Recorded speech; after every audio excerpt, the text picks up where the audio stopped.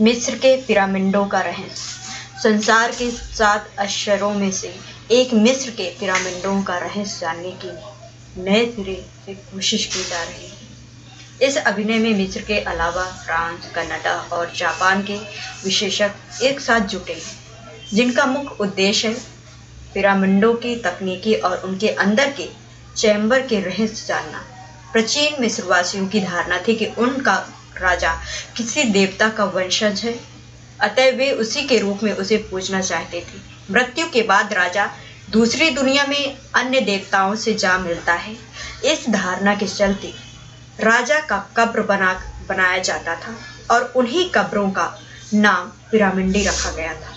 दरअसल प्राचीन मिस्र में राजा अपने जीवन काल में ही एक विशाल एवं भव्य कमरे का निर्माण कराता था ताकि उसके मृत्यु के बाद उसमें दफनाया जा सके। ये मकबरा त्रिभुजाकार होता था। ये पिरामिडी चट्टान काट करके बनाए जाते थे। इन पिरामिडों में केवल राजा ही नहीं बल्कि रानियों के शव भी दफनाए जाते थे। यही नहीं, शव के साथ अनेक कीमती वस्तुएं भी दफनाई जाती थी। चोर लुटेरे इन कीमती वस्तुओं को चुरा न ले जा सके, इसीलिए पिरामिडों की रचना बड़ी जटिल रखी जाती थी। प्रय शव को दफनाने का कक्ष पिरामिड के केंद्र में होता था। पिरामिड बनाना आसान नहीं था। मिस्रवासियों को इस कला में दक्ष होने में काफी समय लगा। विशाल योजना बना करके नील नदी को पार करके बड़े बड़े पत्थर लाने पड़ते थे। पिरामिड बनाने में काफी मजदूरों की आवश्यकता होती थी।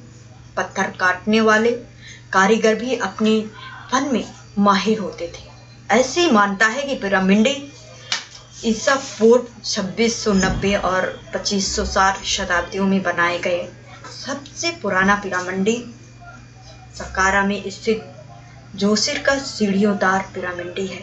इसे लगभग 2650 ईसा पूर्व बनाया गया था। इसकी प्रारंभिक ऊंचाई 62 फीट थी। वैसे काहिरा में गीजा की दूसरी शताब्दी ईसा पूर्व के पिरामिड संसार के 7 आश्चर्यों में शामिल है। वर्तमान में मिस्र में अनेक पिरामिड मौजूद हैं। इनमें से सबसे बड़ा पिरामिड राजा चियोपस का है। राजा चियोपस के पिरामिड के निर्माण में 23 लाख पत्थर के टुकड़ों का इस्तेमाल किया गया था। इसे बनाने में 1 लाख मजदूरों ने लगातार काम किया था। इसे पूरे होने में करीब 30 वर्ष का समय लगा। इसके आधार पर किनारे 226 मीटर हैं तथा इसका क्षेत्रफल 13 वर्ग का है। मिस्र के पिरामिडों का रहस्य जानने के लिए नवीनतम टेक्नोलॉजी का उपयोग किया जा रहा है। इसके दौरान जानने का प्रयास किया जा रहा है कि इन पिरामिडों को किस तकनीकी से बनाया गया है।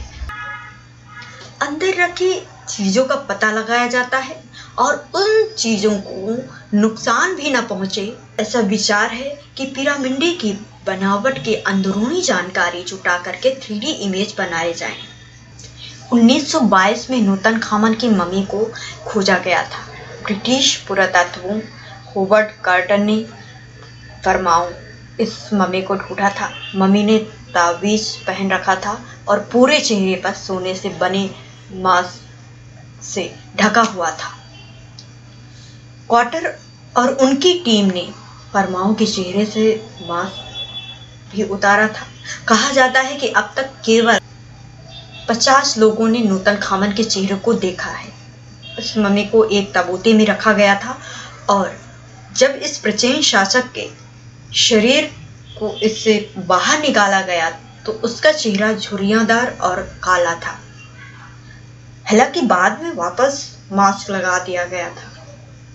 उनकी कब्र से सोने और हाथी के दांत की बनी ढेरों कीमती चीजें मिली थी।